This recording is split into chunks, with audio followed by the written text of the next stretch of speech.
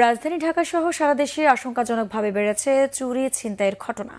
বিশেষ করে রাজধানী মোহাম্মদপুর হয়ে উঠছে অপরাধের স্বর্গরাজ্য। প্রকাশ্য লুটপাট যেখানে নিত্যনৈমিত্তিক ব্যাপার, পুলিশ ঠিকমতো দায়িত্ব পালন না করার এমন অবস্থা হয়েছে বলে মনে করেন বিশেষজ্ঞরা।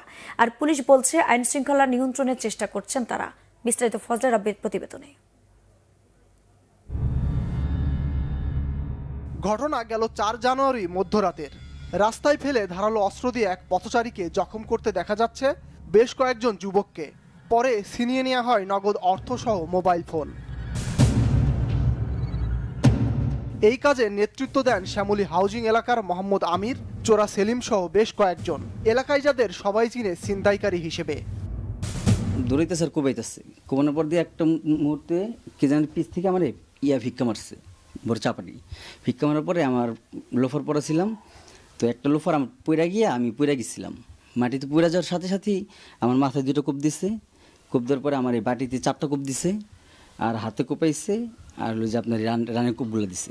ওর মূলত ওর কয়েকটা ভিডিও আছে, 3 বছর আগের থেকে 2 বছর 1 বছর প্রত্যেক বছরই ওর ভিডিও ভাইরাল হয় ছিনতাইয়ের। প্রকাশ্যে রাস্তায় কীভাবে ঠেকায় ঠেকায় রাস্তায় গাড়ি ঠেকায় ছিনতাই করতেছে। বেশ কয়েকটি সিসিটিভি ফুটেজ বিশ্লেষণ করে দেখা যায় মোহাম্মদপুর সহ রাজধানীর বিভিন্ন রাস্তায় অস্ত্র হাতে দাপিয়ে বেড়াচ্ছেন দলবদ্ধ কয়েকজন যুবক। আছেন কিশোর গ্যাংও।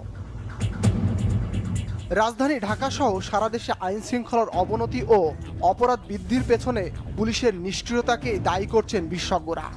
5ই আগস্টের ব্যাপারে এই সমালোচনার ভয়ে পুলিশ কিন্তু অতি সতর্ক নীতি অবলম্বন করছে, যে তারা কোনো ব্যবস্থা গ্রহণ করলে সেটি যদি আবার সাধারণ মানুষের মধ্যে সমালোচনার সৃষ্টি হয়, বিশেষ করে সামাজিক যোগাযোগ মাধ্যমে যদি সমালোচনার সৃষ্টি হয়, তাহলে যেটা আমরা দেখছি যে আসলে সেই দায়টা যিনি গ্রহণ করলেন বা যে থানা গ্রহণ করলো, তখন বলা হচ্ছে যে ওটা ওই ব্যক্তি পুলিশের দায় অথবা থানার দায়। কিন্তু এটা তো তিনি করেছেন, বা যারা সিদ্ধান্তটা নিয়েছেন তারা তো আইন শৃঙ্খলা পরিস্থিতি স্বাভাবিক করার জন্য নিয়েছেন। দায়টা গ্রহণ করতে হবে বাহিনী যখন এই জায়গাগুলোতে অনেকটা নীরব থাকে কিংবা একটা দোদুল্যমানতায় থাকে বা উভয় সংকটে থাকে, তখন এই পরিস্থিতিগত চাহিদাগুলোকে আইন শৃঙ্খলা বাহিনী তত বেশি গুরুত্ব দিচ্ছে না।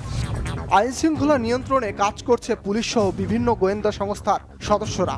অভিযোগ পেলে কাউকেই ছাড় না দেওয়ার হুঁশিয়ারি দেন এই পুলিশ কর্মকর্তা।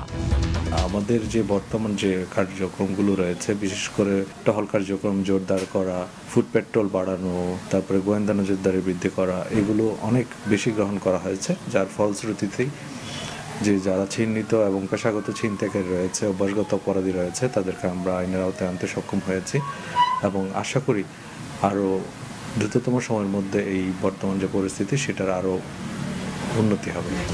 বর্তমান বাস্তবতায় শুধু আইন শৃঙ্খলা বাহিনীর চেষ্টায় অপরাধ দমন সম্ভব নয় বলে মনে করেন পুলিশের এই শীর্ষ কর্মকর্তা।